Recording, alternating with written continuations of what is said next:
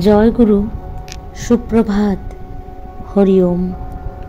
ওম অখণ্ড সংহিতা বা অখণ্ড মণ্ডলেশ্বর শ্রী শ্রীমৎ স্বামী স্বরূপানন্দ পরমহংসদেবের অমৃতময় উপদেশবাণী, দ্বিতীয় খণ্ড।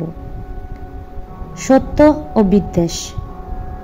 কর্মী বলিলেন, বিদ্বেষমূলক আন্দোলনও স্থায়ী হতে পারে যদি সত্য তাতে থাকে।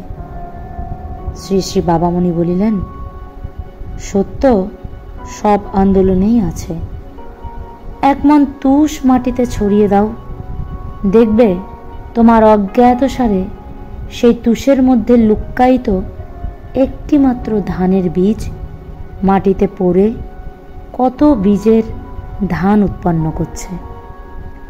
আবার বীজের জন্য সযত্নে রক্ষিত ধানগুলি ক্ষেত্রে ছড়িয়ে দাও, দেখবে তার ভিতরেও তুষ আছে। তুষগুলি মাটিতে পড়ে পচে যাবে, তুষ থেকে গাছ হবে না। সত্য আন্দোলনের ভিতর যে অসত্যটুকু আছে তা মাঠে পড়ে বৃষ্টির জলে পচে মরবে। আর অসত্যের আন্দোলনে অজ্ঞাতসারে যে সত্যের বীজ আছে, অজ্ঞাতসারেই তা অঙ্কুরিত হবে, পল্লবিত হবে, জগৎকে লাভবান করবে। হরি ওম।